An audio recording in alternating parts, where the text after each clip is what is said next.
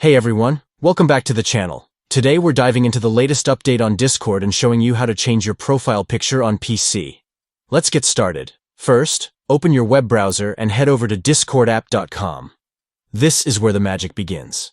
Once you're on the homepage, log into your account.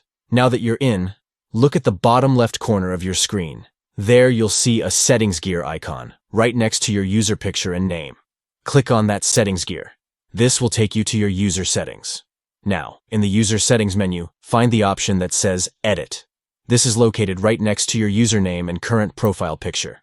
Give that a click. Next, you'll see your current profile picture displayed. Click on it, and a file dialog will pop up, allowing you to choose a new image. Select the picture you want to use, and then simply click Open.